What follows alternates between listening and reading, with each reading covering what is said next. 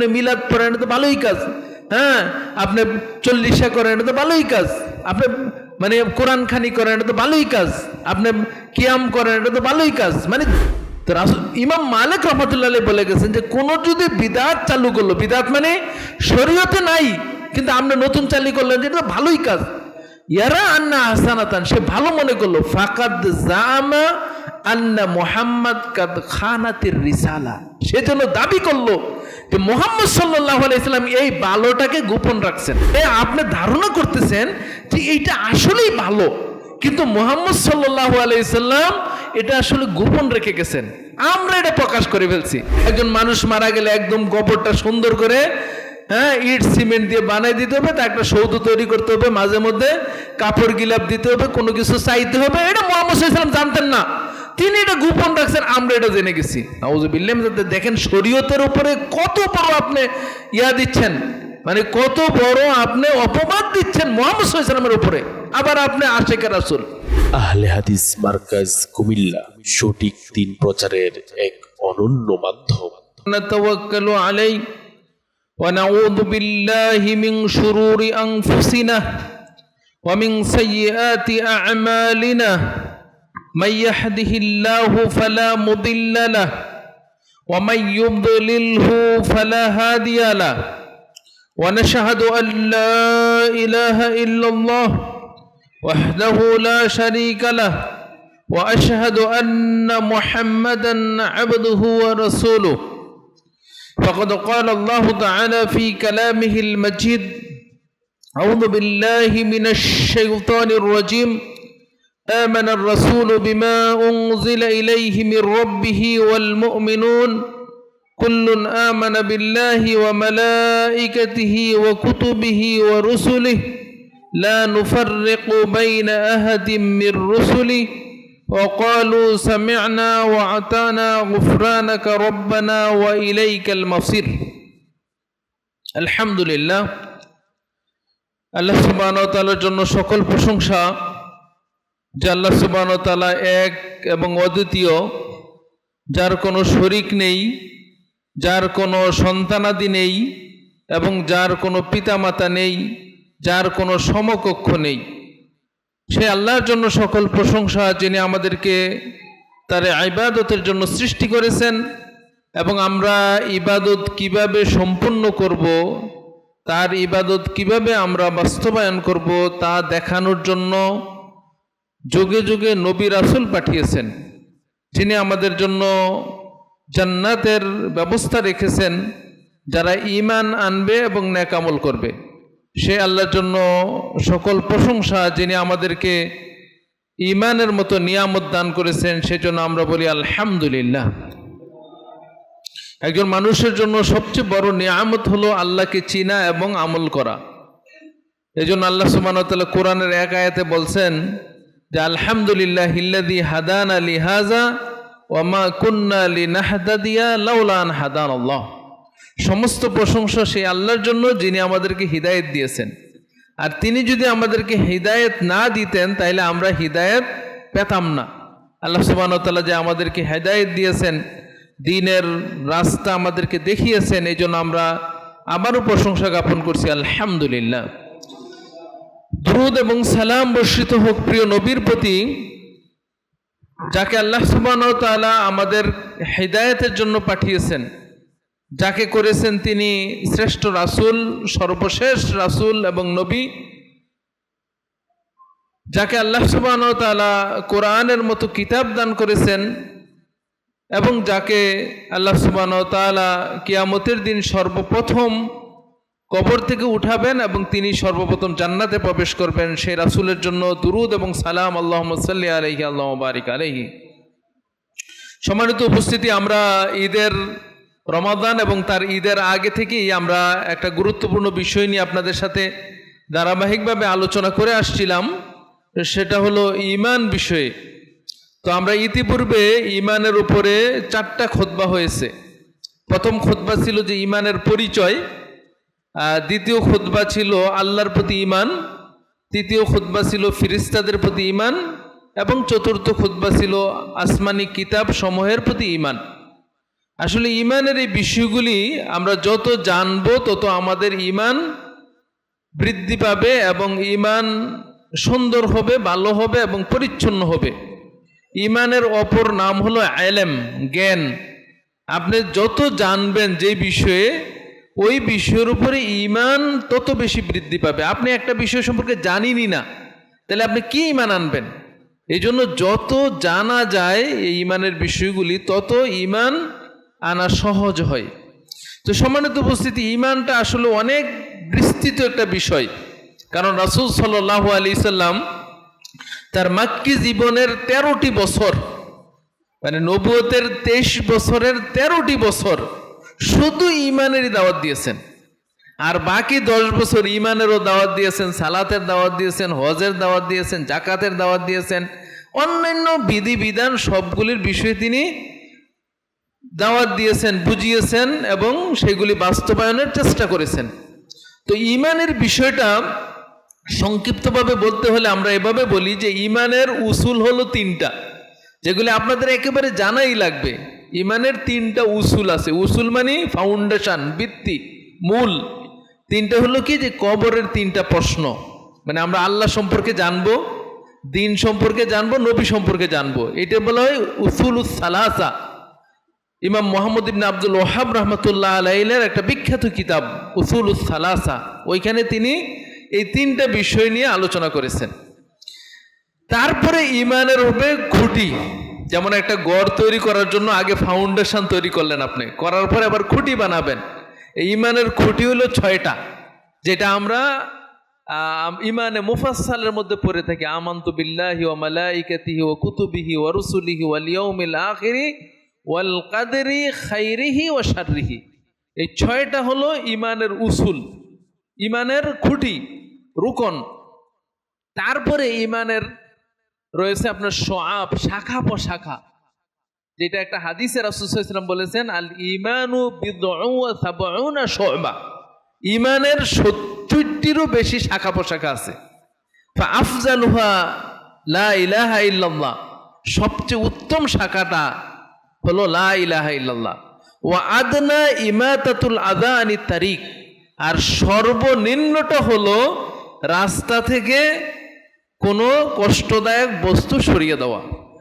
তো এই ইমানের শাখা প্রশাখার উপর একটা বিখ্যাত কিতাব আছে ইমাম বাইহাকি রহমাতুল্লাহ আলাইহি, শুআবুল ঈমান নামে, অনেক খণ্ডে তিনি এটা রচনা করেছেন। তো সম্মানিত উপস্থিতি, আমরা ওইদিকে হয়তো যাওয়ার সুযোগ পাবো না। তো আমরা ইমানের যে খুঁটিগুলি রয়েছে, এই খুঁটিগুলি নিয়ে আমরা আলোচনা করছি। আজকে যে বিষয়টা নিয়ে আলোচনা করব সেটা হলো ইমানের 4 নম্বর খুঁটি। সেটা হলো নবী এবং রাসূলগণের প্রতি বিশ্বাস করা। নবী এবং রাসূলগণের প্রতি বিশ্বাস করা, এটা ইমানের 4 নম্বর খুঁটি সিরিয়ালে। প্রথম আল্লাহর উপরে বিশ্বাস, তারপরে ফেরেশতাদের উপরে, তারপরে কিতাব, আর 4 নম্বর হলো নবী এবং রাসূলগণের প্রতি বিশ্বাস। আমরা 4টা পয়েন্টে এই বিষয়টা নিয়ে আলোচনা করব। প্রথম পয়েন্ট হবে যে নবী এবং রাসূলগণের পরিচয় এবং তাদের মধ্যে পার্থক্য। দ্বিতীয় পয়েন্টে আলোচনা করব যে নবী এবং রাসূলদের সংখ্যা কত আল্লাহ সুবহানাহু ওয়া তাআলা পাঠিয়েছেন। আর 3 নম্বর আলোচনা হবে যে নবী রাসূলদের প্রতি আমরা কিভাবে বিশ্বাস করব। আর সর্বশেষ আলোচনা হবে যে আমাদের নবী, সর্বশেষ নবী মুহাম্মদ সাল্লাল্লাহু আলাইহি সাল্লামের প্রতি আমরা কিভাবে বিশ্বাস করব। তো প্রথম যে বিষয়টা সেটা হলো নবী এবং রাসূলের পরিচয়।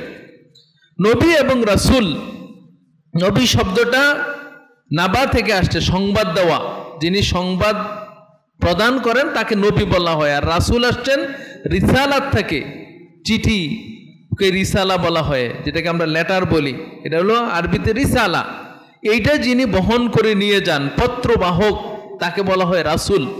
তো নবী এবং রাসূল এই 2টা দ্বারাই আল্লাহ সুবহানাহু ওয়া তাআলা যে মানব জাতি সৃষ্টি করেছেন, এবং সৃষ্টি করার পরে আদম আলাইহিস সালামের সাথে আল্লাহর সাক্ষাৎ হয়েছে, কথা হয়েছে। কিন্তু তারপরে আর কোনো মানুষের সাথে আল্লাহ সুবহানাহু ওয়া তাআলার সাক্ষাৎ হয়নি। এখন আল্লাহ যে পৃথিবীতে মানুষ পাঠিয়েছেন, মানুষের সংখ্যা বৃদ্ধি পাচ্ছে, সে আদম আলাইহিস সালামের যুগ থেকে দিক দিগন্তে মানুষ ছড়িয়ে পড়তেছে। এবং এই মানুষদেরকে কেন আল্লাহ সৃষ্টি করছেন? তারা কি করা প্রয়োজন, কি করবে না, কিভাবে করবে, এইগুলি জানানোর জন্য আল্লাহ সুবহানাহু ওয়া তাআলা যুগে যুগে যাদেরকে নির্বাচিত করেছেন, যাদের সাথে আল্লাহ সম্পর্ক রক্ষা করেছেন, তাদেরকে নবী এবং রাসূল বলা হয়। কারণ আপনার আমার সাথে তো আর আল্লাহর সম্পর্ক হয় নাই, কথাও হয় নাই, কোনো বিষয় আমরা জানি নাই। তো যাদের সাথে আল্লাহ সুবহানাহু ওয়া তাআলা সম্পর্ক করেছেন, আর কিছু কিছু নবী আছে যাদের বর্ণনা আল্লাহ সুবহানাহু ওয়া তাআলা সংক্ষিপ্ত মাঝামাঝি দিয়েছেন, বিস্তারিত দেন নাই, মাঝামাঝি। ওদের সংখ্যা 9 জন।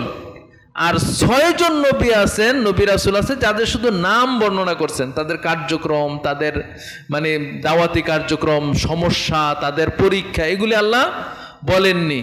যাদের কথা বিস্তারিত বলেছেন তারা হলেন আদম আলাইহিস সালাম, নূহ আলাইহিস সালাম, ইব্রাহিম আলাইহিস সালাম, লূত আলাইহিস সালাম, হুদ আলাইহিস সালাম, সালেহ, মূসা, ইউনুস, ঈসা এবং আমাদের নবী মুহাম্মদ সাল্লাল্লাহু আলাইহি সাল্লাম। এই 10 জন নবীর কথা আপনি কোরআনে পাবেনই, মানে দুই একটা সূরা পড়লেই পাবেন। অনেক সূরাতে আছে, এক সূরাতেই অনেক নবীর নাম চলে আসছে।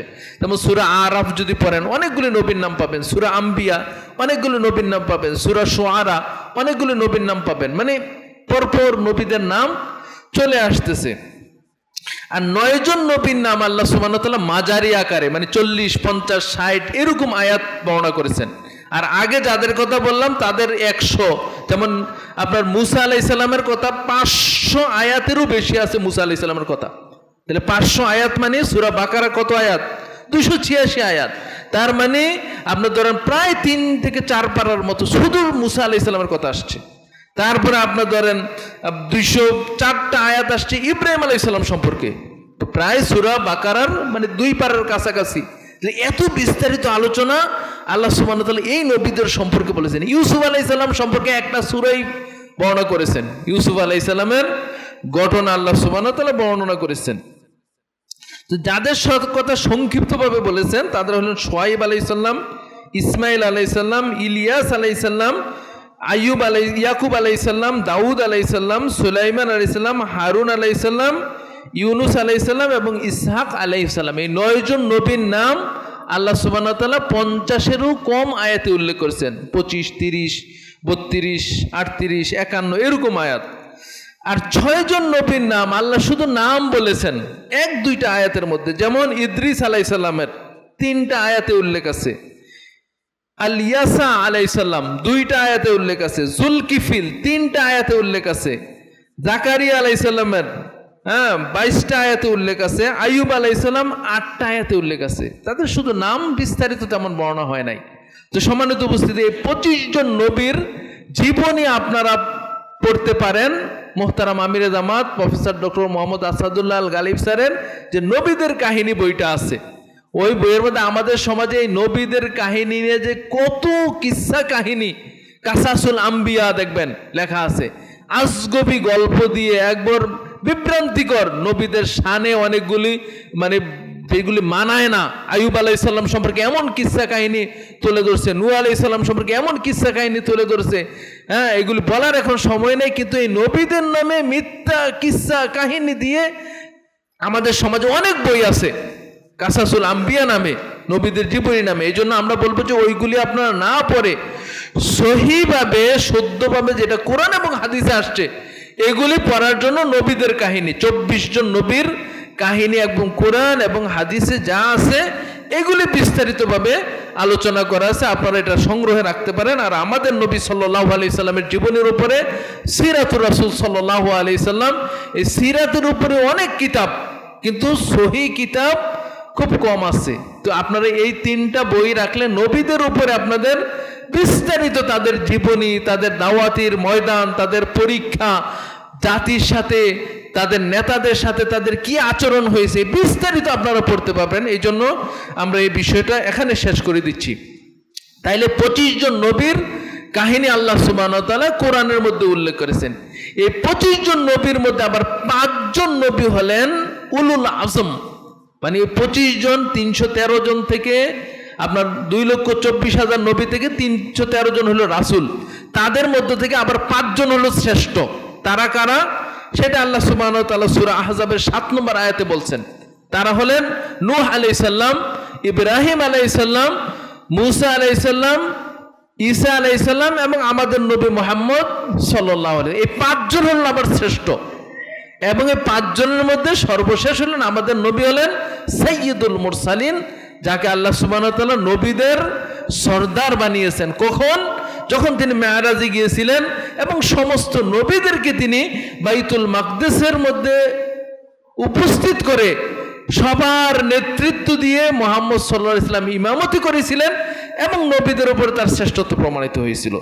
তো সম্মানিত উপস্থিতি, তাহলে আমরা নবীদের সংখ্যা এবং তাদের নাম আমরা মোটামুটি জানতে পারলাম। এখন আমাদের মূল যে বিষয়টা, এই নবীদের উপরে আমরা কিভাবে ঈমান আনবো, 8টা বিষয় আমি আলোচনা করব। প্রথম যে বিষয়টা সেটা হলো 1 নম্বর বিষয়, সেটা হলো যে আমরা এই বিশ্বাস করব যে আল্লাহ সুবহানাহু ওয়া তাআলা নবীদেরকে নির্বাচিত করেছেন, নবীদেরকে তিনি মনোনয়ন দিয়েছেন। মানে আপনি পৃথিবীতে অনেক কিছু হইতে পারবেন চেষ্টা করলে, হ্যাঁ, আপনি ধনী হইতে পারবেন, ইচ্ছা করলে রাষ্ট্রপতিও হইতে পারবেন, অথবা বড় অনেক কিছু হইতে পারবেন, কিন্তু নবী রাসূল হওয়ার জন্য কোনো পরিশ্রম আল্লাহ শিখাননি এবং এটা সম্ভব না। বরং আল্লাহ সুবহানাহু ওয়া তাআলা তার বান্দাদের পক্ষ থেকে তিনি নবীদেরকে মনোনয়ন দিয়ে থাকেন। আল্লাহ সুবহানাহু ওয়া তাআলা বলছেন, ইন্নাল্লাহা আস্তাফা মিনাল মালাইকাতি রুসুলাও ওয়া মিনান নাস, সূরা হজ্জের 75 নম্বর আয়াত, যে আল্লাহ সুবহানাহু ওয়া তাআলা ফেরেশতাদের মধ্য থেকে এবং মানুষদের মধ্য থেকে তিনি মানে মনোনয়ন দিয়ে থাকেন, সিলেকশন করে থাকেন। ইলেকশনের বিষয় না যে আপনি সবাই মিলে আমরা আপনাকে নবী বানিয়ে দিলাম, এরকম বিষয় না। বরং আল্লাহ সুবহানাহু ওয়া তাআলা তাকে নবুয়তের দায়িত্ব দেন। আমাদের নবীর চিন্তা করেন যে তিনি 40 বছর বয়স হয়ে গেছে, মানে বছরের তো মানে জীবনের কি 3/2 শেষ, 63 বছর যদি তার জীবনী হয়ে থাকে, তাহলে তিনি বুঝতেই পারছেন না যে তিনি নবী হবেন। মানে তিনি বুঝতেই পারতেছেন না। তিনি যদি বুঝতেন তাহলে তো বলে দিতেন মক্কাতে যে তোমরা চিন্তা করো না, আমার আল্লাহ আমাকে নবী বানাবেন, আমি কিছু এটা করব। তিনি চিন্তা করতেছেন কি করবেন, এই সমাজকে তিনি কিভাবে মানে পরিবর্তন করবেন। কারণ আল্লাহ সুবহানাহু ওয়া তাআলা তার শাক্কে সদর, যেটা তার সিনাকে তিনি মানে তার এখানে যে কলবের মধ্যে যে অন্যায় অশ্লীল খারাপ ছিল, এগুলি আল্লাহ সুবহানাহু ওয়া তাআলা ছোটকালেই তাকে এগুলি দূর করে দিয়েছিলেন। ফলে মুহাম্মদ সাল্লাল্লাহু আলাইহি সাল্লামের প্রতি আল্লাহ সুবহানাহু ওয়া তাআলার রহমত ছিল যে তিনি অন্যায় করেননি, মূর্তি পূজা করেননি, মূর্তির সামনে যাননি। কিন্তু এইটা যে করতে হবে, সবাইকে দাওয়াত দিতে হবে কিভাবে, এটা তিনি বুঝতেছিলেন না। যখন তার বয়স 40 বছর, হেরা গুহাতে যখন তিনি ছিলেন, তখন আল্লাহ সুবহানাহু ওয়া তাআলা তার কাছে ফেরেশতা পাঠালেন। তারপরে তিনি বুঝতে পারলেন যে আল্লাহ সুবহানাহু ওয়া তাআলা তাকে নবী বানিয়েছেন। এর আগে তিনি নিজেও জানতেন না। আল্লাহ সুবহানাহু ওয়া তাআলা কি বলছেন, ওয়াজাদাকা দাল্লান ফাহাদা, হে রাসূল আমি আপনাকে পথহারা পেয়েছি, আপনি কি করবেন, আপনি কি করবেন এটা আপনি বুঝতেছিলেন না, পথহারা। ফাহাদা, আমি আপনাকে হেদায়েত দিয়েছি। মা কুনতা তাদরিমাল কিতাবু আলাল ঈমান, হে রাসূল আপনি ঈমান কি জিনিস, কিতাব কি জিনিস জানতেনই না, এগুলি আমি আপনাকে এটা দিয়েছি। সুতরাং নবুয়ত এটা আল্লাহ সুবহানাহু ওয়া তাআলার একটা দান, যেটা আল্লাহ সুবহানাহু ওয়া তাআলা মানুষকে দিয়ে থাকেন। এখানে শিয়ারা বিভ্রান্ত হয়ে গেছে। তারা মনে করেন যে জিবরাইল আলাইহিস সালাম ওহী নিয়ে আসতেছিলেন, কার জন্য ওহী আনতেছিলেন? আলী রাদিয়াল্লাহু তাআলার জন্য। এখন জিবরাইল আলাইহিস সালাম নাকি এসে তিনি ভুল করে মুহাম্মদ সাল্লাল্লাহু আলাইহি সাল্লামকে ওহী দিয়ে দিলেন, নাউযুবিল্লাহি মিন যালিক। এই জন্য শিয়ারা কি বলে থাকে, খান আল আমিন, খানা মানে খিয়ানত করে দিয়েছে, আমিন মানে রুহুল আমিন। রুহুল আমিন কার উপাধি? জিবরাইল আলাইহিস সালামের উপাধি। এই জন্য শিয়ারা বলে থাকেন যে খান আল আমিনু, খান আল আমিনু। তারা এই কথা সালাতের শেষে বলে থাকে যে জিবরাইল ভুল খিয়ানত করে দিয়েছে, যে আল্লাহ সুবহানাহু ওয়া তাআলা ওহী পাঠাইতেছে আলী রাদিয়াল্লাহু তাআলা আনহুকে, আর এটা ভুল করে এনে মুহাম্মদ সাল্লাল্লাহু আলাইহি সাল্লামকে দিয়ে দিয়েছেন। এই জন্য তারা কাউকে ছাড়ে নাই দোষ দিতে। তখন আবার তারা বলে যে মুহাম্মদ সাল্লাল্লাহু আলাইহি সাল্লাম কেন আবার ওহীটা তিনি বুঝতে পারতেছেন যে তার জন্য ওহী না, তিনি কেন আলীকে দিলেন না, নাউযুবিল্লাহি মিন যালিক। সম্মানিত উপস্থিতি, এগুলি বিভ্রান্তিকর কায়দা। আল্লাহ সুবহানাহু ওয়া তাআলা মুহাম্মদ সাল্লাল্লাহু আলাইহি সাল্লামকে নির্বাচিত করেছেন, আলী রাদিয়াল্লাহু তাআলা আনহুকে নন, বরং আলী রাদিয়াল্লাহু তাআলা আনহু সম্মানিত সাহাবী করেছেন আল্লাহ সুবহানাহু ওয়া তাআলা তাকে, এবং তাকে জান্নাতের জন্য তাকে ঘোষণা দিয়েছেন। রাসূল সাল্লাল্লাহু আলাইহি সাল্লাম দুনিয়াতে থাকতেই তাকে তিনি ঘোষণা দিয়েছেন। 2 নম্বর যে বিষয়টা আমরা বিশ্বাস করব সেটা হলো যে প্রত্যেক নবী আল্লাহর বান্দা ছিলেন, মানুষ ছিলেন এবং পুরুষ ছিলেন। আল্লাহর বান্দা ছিলেন তারা, কেউ আল্লাহর সমকক্ষ না, বরং আল্লাহর বান্দা। বান্দা মানে আল্লাহর যদি বান্দা হয় তাহলে আল্লাহর ইবাদত তারা করতে হবে। তারা শুধু মানুষকে পথ দেখান নাই, নিজেরা করছেন। রাসূল সাল্লাল্লাহু আলাইহি ওয়াসাল্লাম শুধু সালাতের প্রশিক্ষণ দেন নাই, নিজে পালন করছেন। রাসূল সাল্লাল্লাহু আলাইহি ওয়াসাল্লাম হজের প্রশিক্ষণ দেন নাই, নিজে করেছেন। এবং কতক্ষণ করেছেন? ওয়া'বুদু রাব্বাকা হাত্তা ইয়াতিয়াকাল ইয়াকিন। আল্লাহ সুবহানাহু ওয়া তাআলা সূরা হিজরের শেষ আয়াত 99 নম্বর আয়াতে বলছেন, হে রাসূল আপনি ইবাদত করুন। রাসূলকে লক্ষ্য করে বলছেন, ওয়া'বুদু রাব্বাক, আপনি আপনার রবের ইবাদত করুন। হাত্তা ইয়াতিয়াকাল ইয়াকিন, ইয়াকিনায় মাউত, মৃত্যু না আসা পর্যন্ত আপনি আপনার রবের ইবাদত করুন। এটা করতেছিলেন রাসূল সাল্লাল্লাহু আলাইহি ওয়াসাল্লাম। রাসূল সাল্লাল্লাহু আলাইহি ওয়াসাল্লাম আল্লাহর বান্দা ছিলেন। কিন্তু আমাদের মধ্যে অনেকে মনে করেন যে এই ইয়াকিনেরও ভুল ব্যাখ্যা করেন। যারা শরীয়তকে 4টা ভাগ করেন। 4টা ভাগ কি? শরীয়ত, তারপরে তরিকত, হাকিকত, মারেফত। শরীয়ত, মারেফত। আগে হলো শরীয়ত। শরীয়ত পালন করবে হলো সাধারণ জনগণ, যারা বুঝে না কিছু। যখন শরীয়ত পালন করতে করতে একটা পর্যায়ে মারেফত চলে আসবে, আল্লাহর মারেফতি, তখন শরীয়তের হুকুম হালকা হয়ে যাবে। তারপর হাকিকত, তরিকত, ওইদিকে গেলে আর তো শরীয়তে লাগে না। নাউজুবিল্লাহ মিন যালিক। রাসূল সাল্লাল্লাহু আলাইহি সাল্লাম কি এই আয়াতের ব্যাখ্যা বুঝতেন না? সাহাবীগণ বুঝতেন না? আর তারা মারেফতের দরজায় যায় নাই? তারা যদি না যেয়ে জান্নাত যেতে পারেন তাহলে আমাদের এই বাতিলি আকীদা দরকার নেই আমাদের। রাসূল সাল্লাল্লাহু আলাইহি সাল্লাম এবং সাহাবী আবু বকর, ওমর, ওসমান রাদিয়াল্লাহু তাআলা আনহু আজমাইন, তারা কখনো শরীয়ত থেকে বাইরে ছিলেন না। শরীয়ত মানে ইসলামের বিধি বিধান, সালাত, সিয়াম, হজ, যাকাত, এইগুলি থেকে তারা কখনো বাইরে ছিলেন না। রাসূল সাল্লাল্লাহু আলাইহি সাল্লামের শেষ মুহূর্তে তিনি মসজিদে আসতে পারেন না, 2 জনের কাঁধে ভর করে তিনি মসজিদে আসছেন, সালাত আদায় করছেন। ওমর রাদিয়াল্লাহু তাআলা আনহুকে আপনার আহত করে দেওয়া হলো, তার পেটকে চিরে ফেলা হলো, যে তিনি কোনো কিছু খেলে এটা পেটে আর থাকতো না, মানে নারী বুড়ি যেটাতে থাকে পাকস্থলী, এটা ছিন্ন বিচ্ছিন্ন হয়ে গেছিল। তিনি যখন তার জ্ঞান ফিরছে তখনই তিনি বললেন যে হাল সাল্লান নাস, মানুষ কি সালাত আদায় করেছে? একবার মৃত্যুর মুহূর্তে তিনি জিজ্ঞাসা করতেছেন, মানুষ কি সালাত আদায় করেছে? যে আমি ইমামতি অবস্থায় আমার 1 রাকাত আমি পড়তে পেরেছি, পড়াতে পেরেছি, আর বাকিটা কি মানুষ পড়ছে কিনা? তখন সবাই বলে যে হ্যাঁ, সব লোকজন সালাত আদায় করেছে। তাহলে দেখেন, উসমান রাদিয়াল্লাহু তাআলা আনহু শাহাদত বরণ করতেছেন তিনি কোরআন তেলাওয়াত করা অবস্থায়। তাহলে শরীয়তের বাইরে কেউ ছিলেন না, সবাই নবী রাসূলগণ সবাই আল্লাহর বান্দা ছিলেন। এজন্য তারা শরীয়ত পালন করেছেন। আমাদের রাসূল সাল্লাল্লাহু আলাইহি ওয়াসাল্লামের বড় পরিচয় হলো তিনি আল্লাহর বান্দা। এজন্য কোরআনে অসংখ্য আয়াতে আল্লাহ রাব্বুল আলামিন বান্দার কথাই বলেছেন। আমরা তো কালেমা শাহাদাতে কি সাক্ষী দেই? আশহাদু আল্লা ইলাহা ইল্লাল্লাহ ওয়া আশহাদু আন্না মুহাম্মাদান আবদুহু ওয়া রাসূলুহু। আগে তিনি আল্লাহর বান্দা, তারপরে তিনি রাসূল। তো সম্মানিত উপস্থিতি, তাহলে প্রত্যেক নবী আল্লাহর বান্দা ছিলেন, মানুষ ছিলেন। 2 নম্বর হলো মানুষ ছিলেন। ফেরেশতা থেকে কোনো যুগে কোনো কালেই নবী আসেন নাই। এবং এটা প্রত্যেক যুগের যারা শরীয়তকে মানতে পারেন নাই তাদের একটা অভিযোগ ছিল যে এই লোক কেন নবী? মানে মুহাম্মদ সাল্লাল্লাহু আলাইহি ওয়াসাল্লাম কেন নবী? তার পিতা নাই, তার মাতা নেই, দরিদ্র মানুষ, সে কেন নবী হবে? প্রত্যেক যুগে কিন্তু প্রত্যেক নবীকে এই কথা বলছেন তাদের কওমের লোকেরা, তিনি কেন নবী হবেন? নবী হলে বা আমরা হব, আমরা মানে ইয়াতে বংশে মর্যাদাবান, তারপর আমাদের সম্পদ অনেক বেশি, আমরা নবী হব। এই জন্য আরেকটা তাদের দাবি ছিল যে নবী হবে ফেরেশতা। আল্লাহ তাকে যদি নবী পাঠাই থাকে তাহলে একজন ফেরেশতা পাঠাইবেন আমাদের জন্য, পাঠাইলে তিনি আমাদেরকে সবকিছু বলে দিবেন।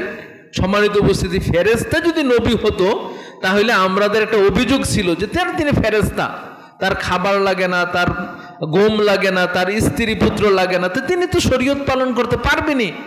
কিন্তু মুহাম্মদ সাল্লাল্লাহু আলাইহি সাল্লাম সহ অন্যান্য নবীগণ যেহেতু আমাদের মতো মানুষ ছিলেন শরীরে মাংসে, সুতরাং এই কথা বলার কোনো অজুহাত নাই যে তিনি পারবেন, আমাদের দ্বারা সম্ভব না। এই জন্য প্রত্যেক নবীগণ ছিলেন মানুষ এবং ছিলেন পুরুষ।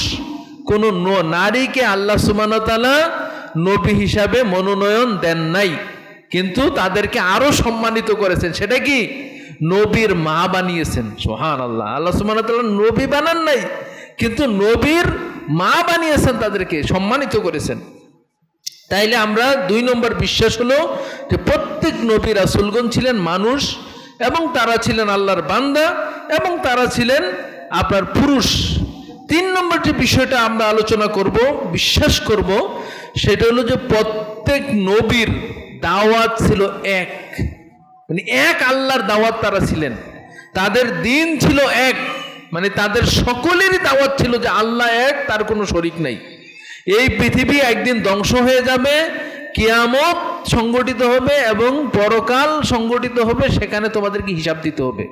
এই যে আকীদার যে বিষয়গুলি, এগুলি সকল নবীর এক দাওয়াত ছিল। আদম আলাইহিস সালাম থেকে শুরু করে মুহাম্মদ সাল্লাল্লাহু আলাইহি সাল্লাম সকলের দাওয়াত এক ছিল। আল্লাহ বলছেন, ওমা আরসালনা মিন ক্বাবলিকা মির রাসূলিন ইল্লা নূহি ইলাইহি আন্নাহু লা ইলাহা ইল্লা আনা ফা'বুদুন।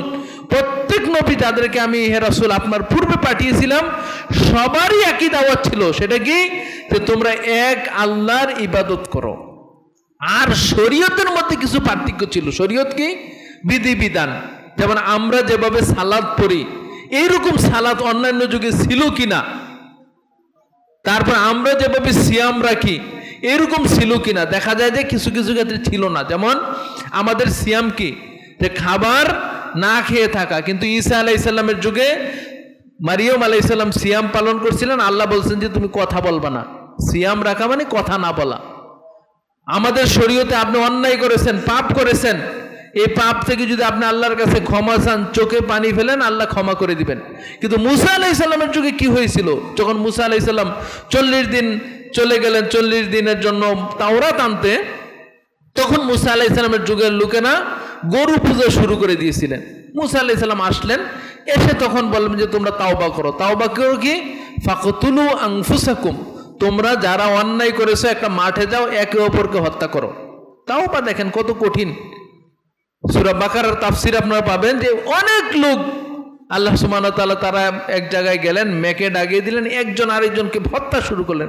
মুসা আলাইহিস সালাম, হারুন আলাইহিস সালাম আল্লাহর কাছে কাঁদতে লাগলেন, আল্লাহ এভাবে তো সব শেষ হয়ে যাবে। তখন আল্লাহ সুবহানাহু ওয়া তাআলা তাদের যারা নিহত হয়েছে তো হয়েছেই, আর বাকিদের তাওবা কবুল করলেন। কিন্তু আমাদের অবস্থা আলহামদুলিল্লাহ কত সহজ করে দিছে। আপনি অন্যায় করেছেন, আল্লাহর কাছে চুপে চুপে কাঁদেন, সবার কাছে বলার দরকার নেই। আপনি অন্যায় করেছেন, আল্লাহর কাছে কাঁদেন, আল্লাহ সহজ করে দিবেন, আপনার মানে তাওবা কবুল করবেন। তাহলে কত সহজ। তাইলে দিন এক ছিল, মানে আকীদার বিষয়গুলি এক ছিল, বিশ্বাসের বিষয়গুলি এক ছিল, কিন্তু শরীয়ত বিভিন্ন ক্ষেত্রে ভিন্নতা ছিল। 4 নম্বর যে বিষয়টা আমরা আলোচনা করব সেটা হলো, আপনি এই বিশ্বাস করতে হবে যে প্রত্যেক নবী তাদের দাওয়াত সঠিকভাবে পৌঁছিয়ে দিয়েছেন।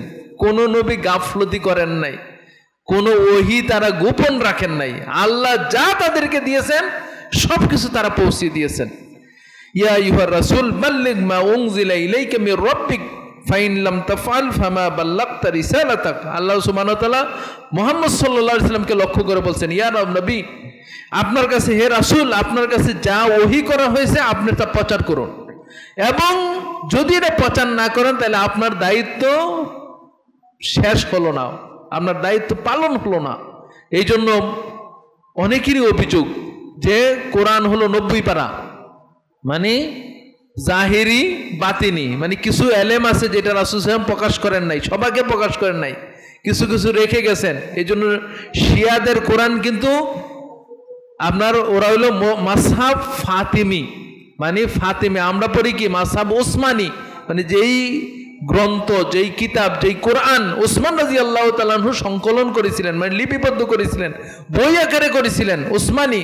আর এই শিয়ারা কিন্তু এই কোরআন মানে না। তারা মনে করে যে কিছু বিষয় মুহাম্মদ সাল্লাল্লাহু আলাইহি সাল্লাম গোপন করেছেন, নাউযুবিল্লাহি মিন যালিক, কিছু বিষয় গোপন করেছেন। আমাদের যারা তরিকত মারেফতের যারা গান গায়, দেখবেন তাদের গানের মধ্যেও আছে যে এইগুলি তোমরা শরীয়তে পাইবা না, এই কোরআনে পাইবা না। বরং আরেক কোরআন আছে যেটা আপনার প্রকাশ হয় নাই, গোপনীয়ভাবে আছে। সম্মানিত উপস্থিতি, জাহিরি বাতিনি এলেম বলতে কোনো এলেম পৃথিবীতে নাই।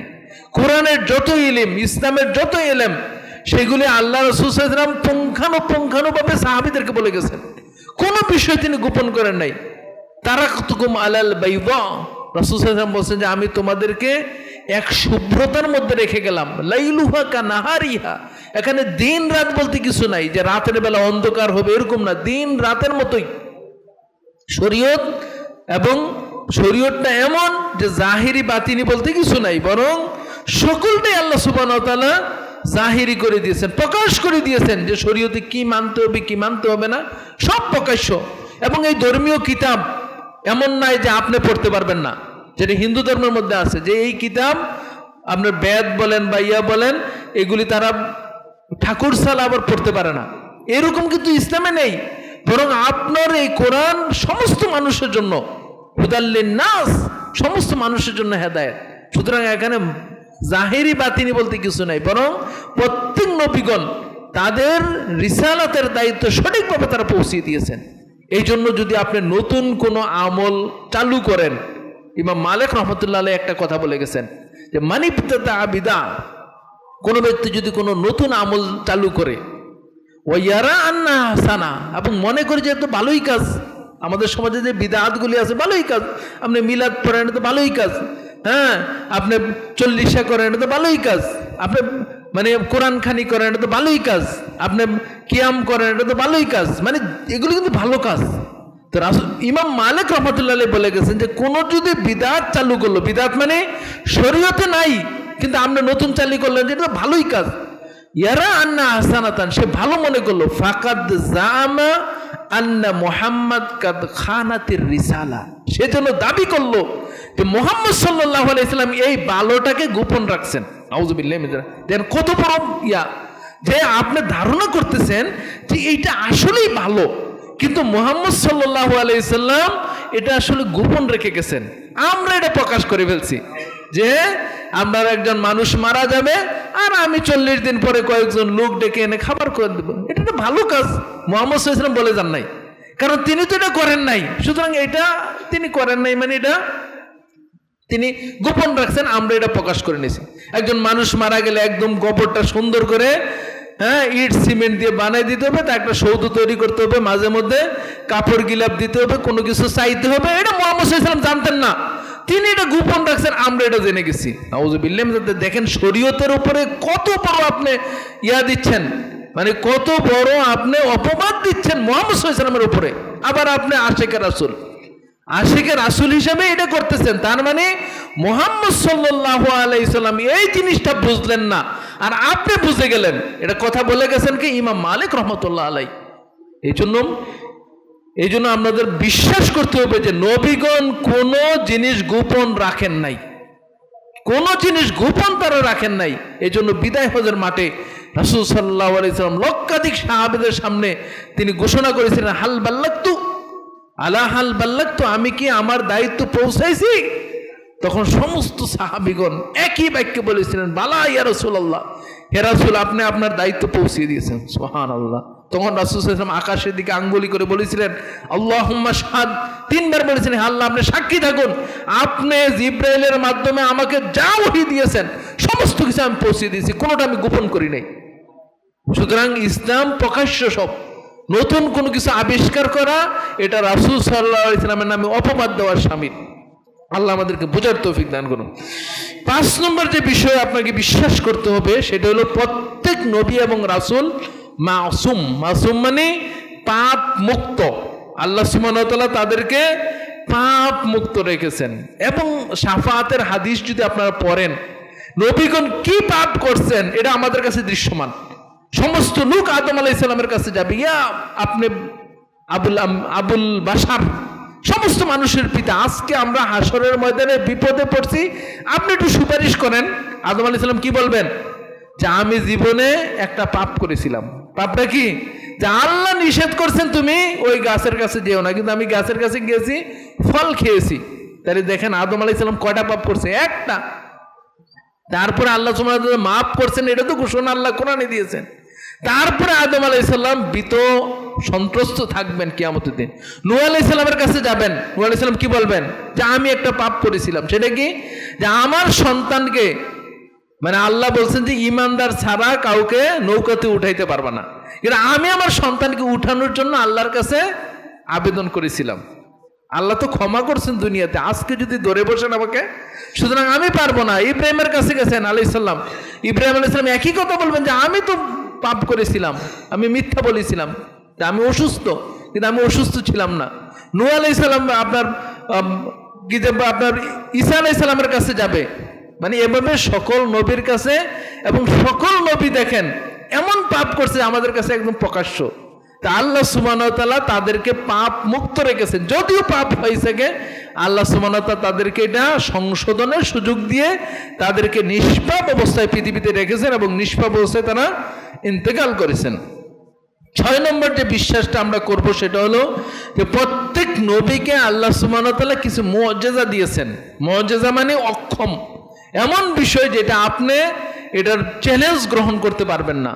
মুসা আলাইহিস সালামকে কিছু দিয়েছেন, ঈসা আলাইহিস সালামকে কিছু দিয়েছেন, দাউদ আলাইহিস সালামকে কিছু দিয়েছেন। এগুলো কোরআনে বিস্তারিত বর্ণনা আছে, এগুলো আপনি বিশ্বাস করতে হবে। তারপরে আপনার 7 নম্বরে যেটা, সেটা হলো আমরা নবীদের শানে অতিরঞ্জিত করা যাবে না, যেটা যুগ যুগ ধরে করে আসছে। যেমন আল্লাহ কোরআনের এক আয়াতের মধ্যে বলছেন ওয়াকালাতিল ইয়াহুদু উযাইর ইবনুল্লাহ, ইহুদিরা বলে যে উযাইর আল্লাহর সন্তান। ওয়াকালাতিন নাসারা মাসীহ ইবনুল্লাহ, আর খ্রিস্টানরা বলে যে মাসীহ ঈসা আলাইহিস সালাম আল্লাহর সন্তান। এই যে দেখেন এখানে অতিরিক্ত করে দিয়েছেন। আল্লাহ বলছেন যে লাম ইয়ালিদ ওয়া লাম ইউলাদ, আমার কোনো সন্তান নাই, কিন্তু উযাইর আলাইহিস সালামকে ইহুদিরা বলে আল্লাহর পুত্র। আর খ্রিস্টানরা এখনো আজকের দিন পর্যন্ত, যারা খ্রিস্টান দাবি করে, তারা আজকের দিন পর্যন্ত তারা মনে করে কি যে 3 খোদায় তারা বিশ্বাসী। একজন হলো আল্লাহ সুবহানাহু ওয়া তাআলা, 2 হলো মারিয়ম, যেহেতু তার কোনো স্বামী ছিল না তাহলে সন্তান হলো কোত্থেকে, এটা তাদের বিশ্বাস। আর 3 হলো ঈসা আলাইহিস সালাম, নাউযুবিল্লাহি মিন যালিক। ঈসা আলাইহিস সালাম আল্লাহর পুত্র। আগে বলেছি যে প্রত্যেক নবী আল্লাহর বান্দা, কেউ আল্লাহর সমকক্ষ না, তাইলে অতিরঞ্জিত করা যাবে না। আমাদের নবী মুহাম্মদ সাল্লাল্লাহু আলাইহি সাল্লামকেও অনেকে অতিরঞ্জিত করে থাকেন তার সম্মানে, তার মর্যাদা। যেমন আমরা একটা দুরুদের নামে পড়ে থাকে আমাদের সমাজে, এটা কি বাল্লাগাল উলা বিকামালিহি। এটার অর্থ কি? বাল্লাগা মানে পৌঁছলেন, উলা মানে উচ্চ স্তরে, বিকামালিহি তার কামালতের দ্বারা, মানে মুহাম্মদ সাল্লাল্লাহু আলাইহি সাল্লাম তার নিজের যোগ্যতায় উচ্চ স্থানে পৌঁছলেন। মুহাম্মদ সাল্লাল্লাহু আলাইহি সাল্লাম পৌঁছছেন না, আল্লাহ পৌঁছেছেন। তাহলে দেখেন এখানে আমরা বাড়াবাড়ি করতেছি, তাহলে নবী রাসূলদের সামনে বাড়াবাড়ি করি। তারপরে কি বলি? বালাগাল হুলা বি কামালি কাশাফাত দুজা বি জামালিহি। কাশাফা মানে দূর হলো, আর দুজা মানে অন্ধকার, বি জামালিহি তার সৌন্দর্যের কারণে। মানে মুহাম্মদ সাল্লাল্লাহু আলাইহি সাল্লামের কর্মের গুণে এই আরবের অন্ধকার জাহিলিয়াত দূর হলো। এটা কি মুহাম্মদ সাল্লাল্লাহু আলাইহি সাল্লামের কর্মের কারণে না আল্লাহর কিতাবের কারণে? আল্লাহ কোরআনে বলছেন যে আলিফ লাম মিম কিতাবুন আনজালনা ইলাইকা লিতুখরিজান নাসা মিনাজ যুলুমাতি ইলান নূর। সূরা ইব্রাহিমের প্রথম দিকে আল্লাহ বলছেন যে আমি এই কিতাবকে নাজিল করেছি যে হে রাসূল, আপনি এই কিতাবের মাধ্যমে মানুষকে আপনি অন্ধকার থেকে দূরীভূত করবেন। তো সম্মানিত উপস্থিতি, অনেক বাড়াবাড়ি আমাদের নবীকে নিয়ে বলা হয়। যেমন হায়াতুন নবী, মানে আমাদের একটা পরিভাষা কি হায়াতুন নবী, মানে হায়াতুন নবী, নবী হায়াতে আছেন। হায়াতুন নবী যদি বলেন যে হ্যাঁ পরকালীন জীবনে সবাই হায়াতে, পরকালীন জীবনে সবাই হায়াতে আছে। নমরুদও হায়াতে, ফেরাউনও হায়াতে, আবু জাহেলও হায়াতে, আমাদের নবী উত্তম হায়াতে আছেন। তিনি নবীগণ উত্তম হায়াতে। কিন্তু যদি বলেন যে আমাদের মতোই জীবন আছেন, আমাদের কল্যাণ করতে পারেন, অকল্যাণ করতে পারেন, আমাদের মিলাদ মাহফিলে উপস্থিত হয়ে যান, আমরা কোথায় কিয়াম করে ফেলি যখন নবী আসে, এইরকম যদি মনে করেন এটা বাড়াবাড়ি। কারণ এটা কোনো সাহাবীদের কোনো আমল দ্বারা প্রমাণিত হয়নি যে রাসূল সাল্লাল্লাহু আলাইহি ওয়াসাল্লাম ইন্তেকালের পরে তিনি চলে আসছেন, তিনি দিক নির্দেশনা দিয়েছেন, অথবা তার কাছে গিয়ে দিক নির্দেশনা চাওয়া হয়েছে, এরকম কোনো বর্ণনা পাওয়া যায় না। আয়েশা রাদিয়াল্লাহু তাআলা আনহা দীর্ঘ 13 বছর রাসূল সাল্লাল্লাহু আলাইহি ওয়াসাল্লামের ইন্তেকালের পরে 12 বছরের উপরে রাসূল সাল্লাল্লাহু আলাইহি ওয়াসাল্লাম যেখানে ইন্তেকাল করেছেন আয়েশার ঘরে, ওইখানেই তিনি থাকতেন। ওইখানে যখন ওমর রাদিয়াল্লাহু তাআলা আনহুকে দাফন করা হলো, তারপরে তিনি সরিয়ে নিয়েছেন। কিন্তু কোনোদিন তিনি বলেন নাই যে আজকে রাসূলের সাথে আমার একটু যোগাযোগ হয়েছে, হ্যাঁ তিনি আমাকে এই নির্দেশনা দিয়েছেন। সাহাবীগণ কত বিপদে পড়েছিলেন প্রথম দিকে। আবু বকর রাদিয়াল্লাহু তাআলা আনহু যুদ্ধ ঘোষণা করেছিলেন, সেই রিদ্দার যুদ্ধ। ওমর রাদিয়াল্লাহু তাআলা আনহু ইন্তেকাল করেছেন, আপনার তারপরে আপনার আলী রাদিয়াল্লাহু তাআলা মুয়াবিয়ার মধ্যে যুদ্ধ, আলী রাদিয়াল্লাহু তাআলা আয়েশা রাদিয়াল্লাহু তাআলার মধ্যে যুদ্ধ, এইরকম যুদ্ধগুলো আয়েশা রাদিয়াল্লাহু তাআলা জীবিত তখন, তিনি বলেন নাই যে আমি ঠিক আছে আমি রাসূলের সাথে একটু যোগাযোগ করে দেখি। সম্মানিত উপস্থিতি, এইগুলি কি প্রমাণ করে যে একজন মানুষ ইন্তেকালের পরে তার সাথে আর যোগাযোগের কোনো সুযোগ নাই। সুতরাং হায়াতুন নবী বলে যদি আপনি এইটা বলেন তাহলে এটা বিভ্রান্তকর আকীদা। তারপরে ইলমুল গায়েব, রাসূল সাল্লাল্লাহু আলাইহি ওয়াসাল্লাম গায়েব জানেন, হাজের নাজের, হ্যাঁ আবার বলতে হাজের নাজের মানে তিনি উপস্থিত হয়ে যায়। নূরে মুজাসসাম, দেখুন অনেক বক্তার মুখে এটা নূরে মুজাসসাম মানে কি, রাসূল সাল্লাল্লাহু আলাইহি ওয়াসাল্লাম নূরের তৈরি, মুজাসসাম মানে তার দেহটা নূর। সম্মানিত উপস্থিতি, তার নূরে মুজাসসাম এটা ভুল আকীদা। রাসূল নূর ঠিক আছে, নূর মানে তিনি আলো। আমরা বলি না যে এটা আমার কলিজার টুকরা, মানে কলিজাকে যেভাবে আমি মানে এত গুরুত্বপূর্ণ, এইটাও আমার সন্তানটাও এরকম, কিন্তু এইটাই যদি কলিজা মনে করেন তাহলে তো আর ঠিক হবে না। রাসূল সাহেব নূর মানে তাকে আল্লাহ সুবহানাহু ওয়া তাআলা তাকে এমন এলেম দিয়েছেন, এমন ওহী দিয়েছেন, তাকে সম্মানিত করেছেন। তিনি আলোর মতো, তার আলো আমরা আলোকিত হই, কিন্তু তিনি নূরের তৈরি যদি বলেন তাহলে এটা অন্য প্রজাতির হয়ে যায়। কারণ তার পিতামাতা সবাই মানুষ ছিলেন, তিনি মানবীয় আচরণ করেছেন, খাওয়া খাদ্য খেয়েছেন, স্ত্রী গ্রহণ করেছেন, তার ছেলে মেয়ে হয়েছে, তাহলে এগুলো কোনোটাই নূরের বৈশিষ্ট্য না। এগুলি সবই আমাদের রাসূল সাল্লাল্লাহু আলাইহি ওয়াসাল্লামের শানে, নবীদের শানে বাড়াবাড়ি, যেগুলি থেকে আপনাকে বিরত থাকলেই ঈমানটা সঠিক হবে। আল্লাহ আমাদেরকে বোঝার তৌফিক দান করুন।